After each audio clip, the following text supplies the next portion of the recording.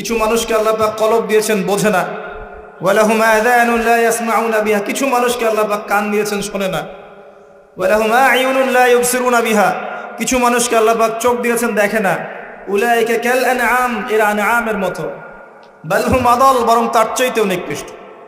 তখন কিছু মানুষের ইগোতে লেগে যায়। তো আচরণ কিন্তু এমনই। কোরআন যেখানে তেলাওয়াত করা হচ্ছে, নবীর হাদিসের কথা বলা হচ্ছে, সেখানে উঁচু স্বরে কথা বলা জায়েজ নেই। নামাজ পড়ছে একজন ব্যক্তি, সে আল্লাহর সাথে সরাসরি কথা বলছে, তার পাশে কথা বলা জায়েজ নেই। এমনকি নামাজরত ব্যক্তির পাশে কোরআন তেলাওয়াত করাও জায়েজ নেই। আমি কথা কি বুঝতে পারছেন? একজন ব্যক্তি নামাজে দাঁড়িয়েছে, আল্লাহর সাথে কথা বলছে, পাশে আপনি কোরআন তেলাওয়াত করতে পারবেন না জোরে জোরে। মনে মনে করতে হবে, করতে চাইলে মনে মনে করতে হবে। অনেক সময় মসজিদের ভিতরে দেখবেন নামাজ পড়া হচ্ছে, শোরগোল করছে। নবী সাল্লাল্লাহু আলাইহি সাল্লাম বলেছিলেন, আখিরুজ জামানে, তিরমিজিতে আছে হাদিসটা, আখিরুজ জামানে ইসলামের নামটুকু থাকবে, ইসলামের প্রকৃত বিষয়গুলো থাকবে না। কোরআনের মাসহাফ থাকবে, যে মাসহাফ, কোরআনের মাসহাফটা থাকবে, এর শিক্ষাগুলো থাকবে না। মসজিদগুলো হবে চাকচিক্যময়, কিন্তু মসজিদ হবে হেদায়েত শূন্য। আর চতুর্থ লাইনটা আরো ভয়ঙ্কর। 4 নম্বর লাইনে গিয়ে নবীজি বলেছেন সাল্লাল্লাহু আলাইহি ওয়াসাল্লাম, আসমানের নিচে জমিনের উপরে আল্লাহর সবচেয়ে নিকৃষ্ট সৃষ্টি হবেন এক শ্রেণীর আলেম, যাদের থেকে ফিতনা ছড়াবে এবং তাদের দিকেই ফিতনা ফিরে আসবে। তিরমিজির মধ্যে হাদিসটা আছে, যে কোনো আলেমকে জিজ্ঞাসা করেন এটা কোন শ্রেণীর আলেম, এটা বোঝার জন্য আপনার পিএইচডি করার দরকার নাই। যারা দিনকে দুনিয়ার বিনিময়ে বিক্রি করেছে, তারাই সেই শ্রেণীর আলেম। যারা সত্য কথা বলতে ভয় পেয়েছে, তারাই সেই শ্রেণীর আলেম। যারা সত্যকে মিথ্যার সাথে মিশ্রিত করেছে, তারাই সেই শ্রেণীর আলেম। এবং যারা ইসলামের নামে উম্মাকে শতদা বিভক্ত করে দিয়েছে, এরাই সেই শ্রেণীর আলেম। নবী করিম সাল্লাল্লাহু আলাইহি সাল্লাম বলেছেন, লাইলাতুল কদর আমি পেয়েছি, কপালে কাদামাটি ছিল, বৃষ্টি হচ্ছিল, তার মানে ওই রাতে বৃষ্টি হতে পারে, ওই রাতে বৃষ্টি হতে পারে। লাইলাতুল কদরের আলামত, রাতের বেলা বৃষ্টি হতে পারে। বৃষ্টি হয়েছে, তিনি নামাজ পড়েছেন, কপালের মধ্যে কাদা লেগেছিল, তিনি বের হয়েছেন, সাহাবীদেরকে বলবেন কোন রাতটা লাইলাতুল কদর, আজকে রাতটা লাইলাতুল কদর, এটা বলতে বের হয়েছেন। বের হয়ে দেখছেন দুজন মুসলিম আপোষে ঝগড়া করছে। লিসেন টু মি, দুজন মুসলিম আপোষে ঝগড়া করছে। আমরা বলি না যে মুসলিমদের মাঝে ইখতিলাফগুলো রহমত, আমরা বলি না? দুজন মুসলিম আপোষে ঝগড়া করছে, এই কাজটার কারণে আল্লাহ রাব্বুল আলামিন নবী সাল্লাল্লাহু আলাইহি ওয়াসাল্লামের হৃদয় থেকে এই কথাটাকে তুলে নিলেন। তিনি আর বললেন না এক্স্যাক্টলি কোন রাতে লাইলাতুল কদর ছিল, তিনি বলতেই বেরিয়েছিলেন যে কোন রাতে লাইলাতুল কদর ছিল। আমাদের ইখতিলাফের কারণে আমরা সেই নির্দিষ্ট রাতটাকে হারিয়ে ফেলেছি। তবে এর মধ্যেই খায়ের আছে, এর মধ্যেই কল্যাণ আছে। আরবিতে একটা প্রবাদ আছে, কুল্লু শার ইউজাদু ফিহিল খায়র, প্রত্যেকটা অকল্যাণের পিছনেই কোনো না কোনো কল্যাণ আছে। নির্দিষ্ট করে বলে দিলে আমরা বাকি রাতগুলো জাগতাম না। নবী সাল্লাল্লাহু আলাইহি ওয়াসাল্লাম এখন বললেন যে আমাকে ভুলিয়ে দেওয়া হয়েছে কোন রাত, তোমাদের ঝগড়ার কারণে। অতএব তোমরা শেষ দশকের বিজোড় রাতগুলোকে তালাশ করো। শেষ দশকের বিজোড় রাত বলতে 21-এর রাত, 23-এর রাত, 25, 27, 29, এই 5টা রাতের যে কোনো একটা লাইলাতুল কদর। এই রাতে ইবাদত করলে এত নেকি হচ্ছে, কারণটা কি? রাত আর দিন কি ডিফারেন্ট কিছু? প্রত্যেক রাতেই কিন্তু আল্লাহ পাক প্রথম আসমানে নেমে আসে, প্রত্যেক রাতে, শুধু শবে বরাতের রাতে নয়, শুধু নিসফে শাবানের রাতে নয়, কিন্তু প্রত্যেক রাতেই আল্লাহ পাক প্রথম আসমানে নেমে আসেন। তিনি কিভাবে নেমে আসেন এটা ব্যাখ্যা করার দরকার নেই আমাদের। আল্লাহ পাক বলেছেন নেমে আসি, বাস আসি। কারণ সবকিছু আমরা যুক্তি, বিজ্ঞান, দর্শন দিয়ে প্রমাণ করতে পারবো না। পারবো? সায়েন্সকে জিজ্ঞাসা করেন যে স্বপ্নের ব্যাখ্যা কি, ঘুম কাকে বলে, আত্মা কাকে বলে, আত্মা কঠিন না তরল না বায়বীয়, পারবে সায়েন্স ব্যাখ্যা করতে?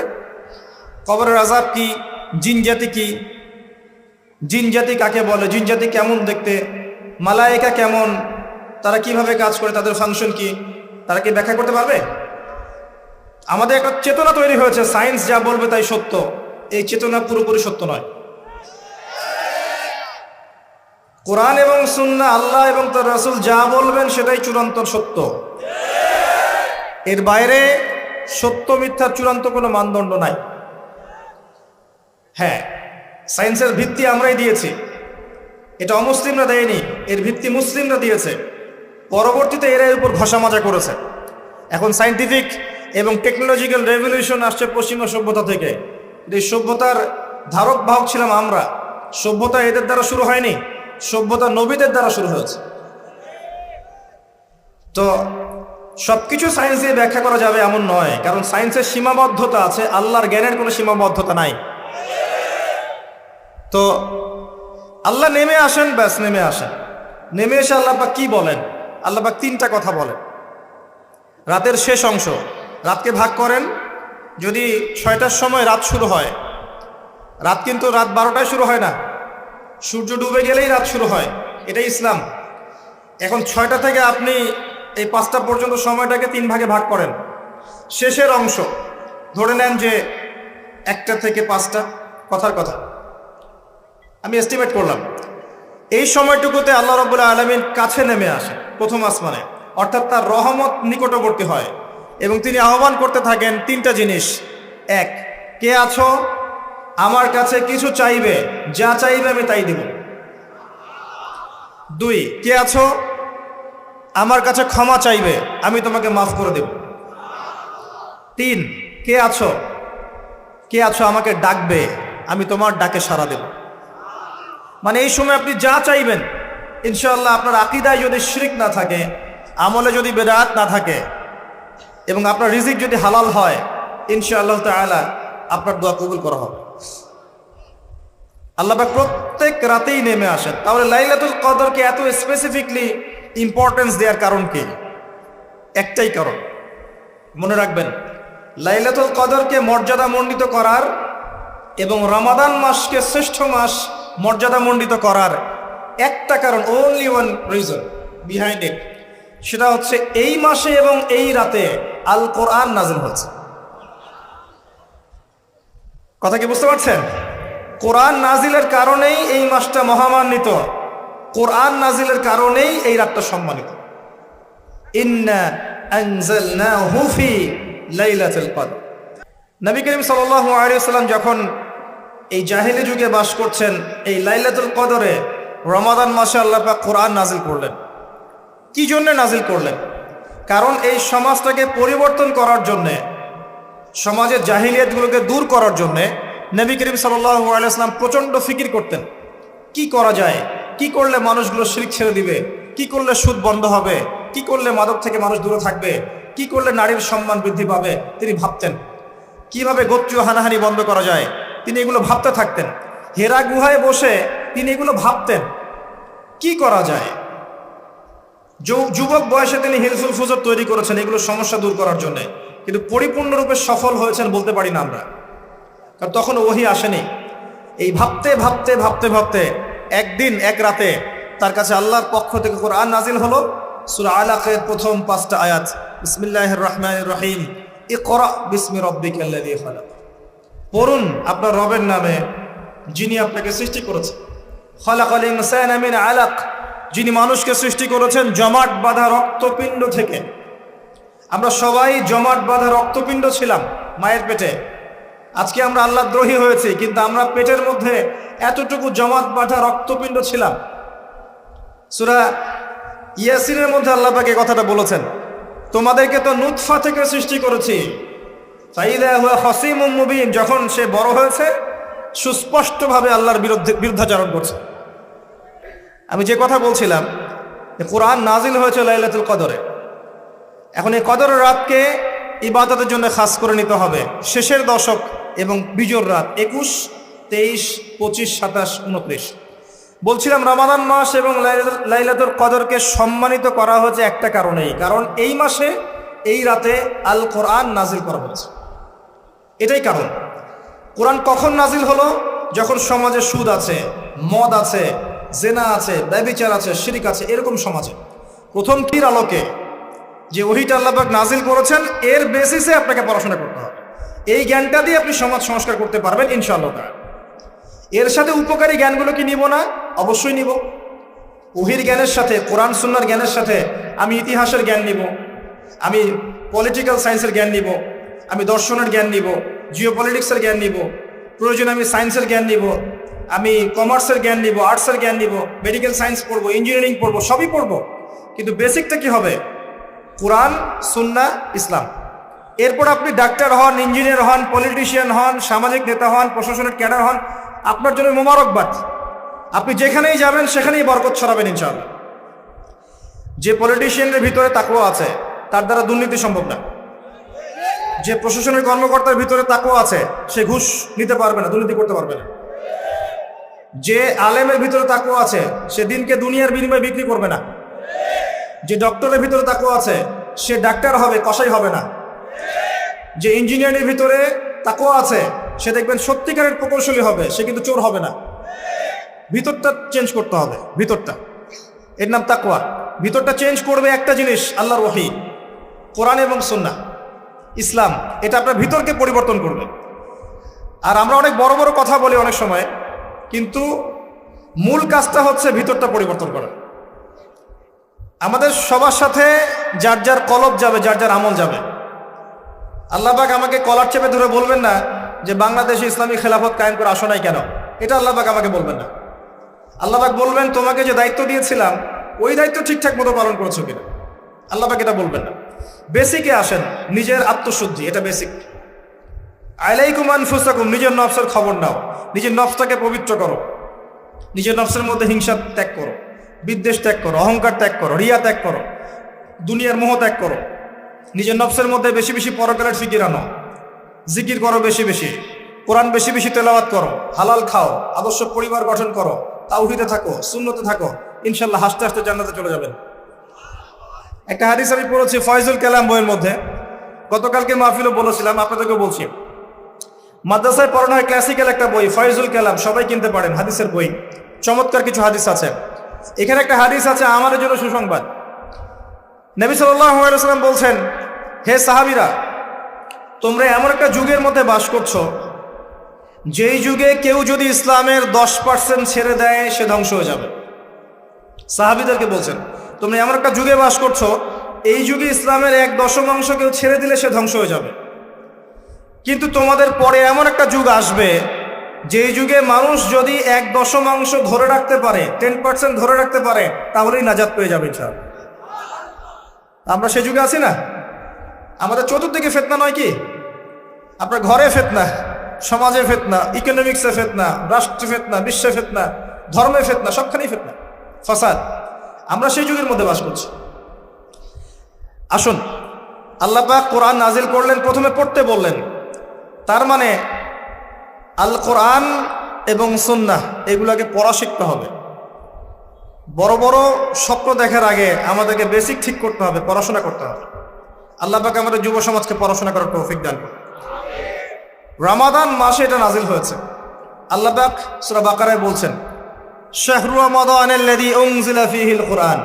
রমাদান সেই মাস যেই মাসে কোরআন নাজিল করা হয়েছে। কি জন্য নাজিল করা হয়েছে? হুদাল লিন্নাস। এই কোরআন হচ্ছে মানব জাতির জন্য হেদায়াত, নট অনলি ফর মুসলিমস। এটা শুধু মুসলিমসদের জন্য হেদায়েত নয়, হুদাল লিন্নাস, পুরো মানব জাতির জন্য হেদায়েত। কোরআনে ইহুদির জন্য হেদায়েত আছে, খ্রিস্টানের জন্য আছে, অমুসলিম হিন্দুদের জন্য আছে, সবার জন্য কোরআন। এটা সাম্প্রদায়িক কোনো কিতাব নয়, এটা টোটালি অসাম্প্রদায়িক একটা বই। আল কোরআন যে কেউ পড়তে পারে। এটা কারো পৈতৃক সম্পত্তি নয় যে একটা শ্রেণীর মানুষই পড়বে বাকিরা পড়বে না, সবাই পড়বে ইনশাআল্লাহ তাআলা। এটা আল্লাহর কিতাব, আল্লাহর কালাম। হুদাল লিন্নাস ওয়া বাইয়িনাতিন মিনাল হুদা, এটা হচ্ছে সত্য মিথ্যার মানদণ্ড, বাইয়িনাত সুস্পষ্ট মানদণ্ড। আর কি ওয়াল ফুরকান, প্রমাণ, হুজ্জাত, দলিল। এটা আল্লাহ পাক কোরআন সম্পর্কে বলছেন।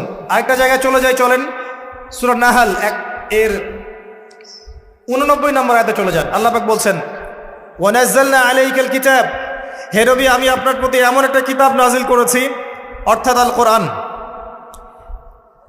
ওয়া নাযালনা আলাইকাল কিতাব তিবয়ানান লিকুল্লি শাই, যেই কিতাবটা প্রত্যেকটা বিষয়ের ব্যাখ্যা। আপনি কি আমার কথা শুনতে পারলেন? আল্লাহ বলছেন কোরআন প্রত্যেকটা বিষয়ের ব্যাখ্যা। আপনার ব্যক্তি জীবন এখানে আছে, আপনার ব্যবসায়িক জীবন এখানে আছে, অর্থনৈতিক জীবন এখানে আছে, পারিবারিক জীবন এখানে আছে, সামাজিক লাইফ এখানে আছে, সবকিছু আছে। তিবিয়ানান লিকুল্লি শাই, প্রত্যেকটা বিষয়ের ব্যাখ্যা এখানে আছে। তিবিয়ানান লিকুল্লি শাই ওয়া হুদা ওয়া রাহমাতান ওয়া বুশরা লিল মুসলিমিন। এই কোরআন হচ্ছে হেদায়েত এবং রহমত, দয়া। ওয়া বুশরা লিল মুসলিমিন, মুসলিমদের জন্য সুসংবাদ। এই কোরআন শুরুতে আছে আলিফ লাম মিম যালিকাল কিতাব লা রাইবা ফিহ। এটা এমন একটা কিতাব যেই কিতাবের মধ্যে কোনো সন্দেহ নাই। কোন লেখক বলতে পারে আমার বইয়ের মধ্যে কোনো সন্দেহ নাই? সন্দেহের কোনো অবকাশই নাই। লা রাইবা ফিহ হুদাল লিল মুত্তাকিন, মুত্তাকিদের জন্য এটা হেদায়েত। মুত্তাকি কারা? আল্লাযীনা ইউমিনুনা বিল গায়ব, যারা অদৃশ্যে বিশ্বাস করে। ঈমানের 6 পিলার সবই অদৃশ্য নয় কি?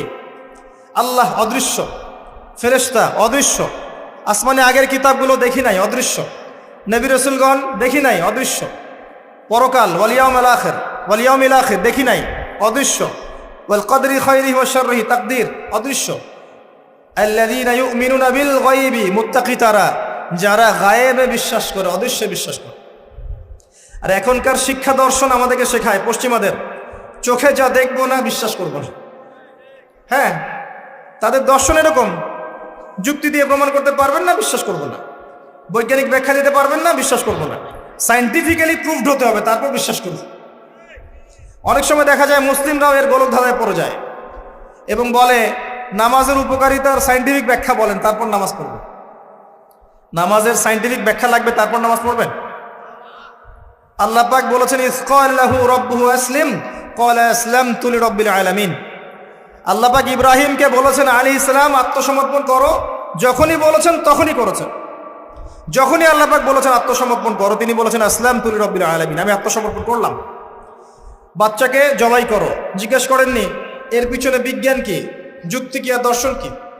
স্ত্রীকে রেখে আসো ওই জনমানব শূন্য জায়গায়, জিজ্ঞেস করেন নাই কারণ কি, রিজন কি, যুক্তি কি, বিজ্ঞান কি, দর্শন কি? আল্লাহ বলেছেন সামিআনা ওয়া আতা'না, এর নাম ইসলাম। আল্লাহর আদেশ যেখানে এসে যাবে এখানে যুক্তি বিজ্ঞান দর্শনের প্রয়োজন নাই।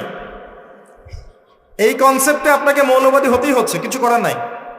কারণ মৌলিক বিষয় আপনাকে মেনে চলতে হবে। হ্যাঁ, প্রত্যেকটা বিষয়কে আপনি ব্যাখ্যা করতে পারবেন যদি সেই জ্ঞান আপনার কাছে থাকে, কিন্তু যুক্তি বিজ্ঞান দর্শনের সীমাবদ্ধতা আছে, সবকিছু ব্যাখ্যা করতে পারে না। ভালো করে শিক্ষা দর্শন হজম করে তারপর পড়াশোনা করেন। অন্যথায় আপনারা দাড়ি টুপি নিয়েও অনেক সময় দেখবেন এই যে এটা কি বলে, এথিজমের দিকে যাচ্ছেন, নাস্তিকতার দিকে যাচ্ছেন। আসেন মূল জায়গায় আসি। আল্লাহ রাব্বুল আলামিন কোরআন সম্পর্কে কথা বলছেন, লা রাইবা ফিহি, এর মধ্যে কোনো সন্দেহ নাই। একই সূরার মধ্যে আল্লাহ পাক বলছেন যে ওয়া ইন কুনতুম ফি রাইবিন মিম্মা নাযালনা আলা আবদিনা ফাতু বিসূরাতিন মিন মিসলি। তোমরা যদি এই কিতাব নিয়ে সন্দেহ করে থাকো যে এই কিতাব আল্লাহর পক্ষ থেকে এসেছে নাকি অন্য কারো পক্ষ থেকে এসেছে, তোমরা যদি এই কিতাব সম্পর্কে সন্দেহ পোষণ করো যেটা কি আল্লাহর পক্ষ থেকে এসেছে না অন্য কারো পক্ষ থেকে এসেছে, তাহলে এর মতো কিছু আয়াত নিয়ে এসে দেখাও, একটা সূরা রচনা করে দেখাও। ওয়াদউ শুহাদাকুম মিন দুনিল্লাহি ইন কুনতুম সাদিকিন, তোমাদের যত সাক্ষী আছে, সহকর্মী আছে, তোমাদের সাপোর্ট দেওয়ার মতো যারা যারা আছে সবাইকে ডেকে নিয়ে আসো, এনে এই কোরআনের মতো একটা সূরা রচনা করে দেখাও যদি সন্দেহ পোষণ করে থাকো। আল্লাহ এর পরে বলছেন ওয়াইল্লাম তাফআলু, তোমরা যদি এটা করতে না পারো, ওয়ালান তাফআলু, কোশ্চিন কালেও পারবে না। তোমরা যদি এটা করতে না পারো, মানে একটা সূরা রচনা করতে না পারো, এরকম কোনো কিতাব রচনা করতে না পারো, একটা আয়াতও রচনা করতে না পারো, তাহলে জেনে রাখো ফাত্তাকুন নার আল্লাতী ওয়াকুদুহা আন-নাস ওয়াল হিজারা, সেই আগুনকে ভয় করো যার ইন্ধন হবে মানুষ এবং পাথর। উইদ্দাত লিল কাফিরিন, যা কাফেরদের জন্য প্রস্তুত করা হয়েছে। আল্লাহ পাক এই কোরআনটা নাজিল করেছেন কোন মাসে ভাই? রমাদান মাসে। আসেন প্রথমে বলে নেই আমরা রমাদানকে কিভাবে পালন করার চেষ্টা করব, এরপরে আসছি রমাদানকে কেমন করে কোরআনময় করবেন। এই দুটো পয়েন্ট। এক নাম্বার, হতে পারে এই রমাদান আপনার জীবনের শেষ রমাদান, হতে পারে। একটা মহামারী চলছে, এটাই শেষ নয়। যারা স্ক্যাটোলজিক্যাল বিষয়গুলো নিয়ে পড়াশোনা করে, ইলমু আখিরুজ্জামান নিয়ে, তারা বলতে পারবে যে এগুলো বায়ো ওয়েপেন্স আস্তে আস্তে আস্তে আস্তে আসবে আরও পৃথিবীতে। এমনকি ইয়াজুজ আর মাজুজ যখন আসবে, তারাও এরকম মহামারী দিয়ে ধ্বংস হবে, ভাইরাস দিয়ে ধ্বংস হবে। হাদিস এসেছে। চোখ কান খোলা রেখে চলতে হয়, সময় হাতে বেশি নাই। ইলমু আখিরুজ্জামানের সাইনগুলো এখন প্রকাশিত হচ্ছে। কে জানে আগামী রমাদান আমরা কেউ বেঁচে নাও থাকতে পারি, মহামারী দিয়ে নষ্ট হয়ে যেতে পারি, অন্য কোনো ভাবে ধ্বংস হতে পারি।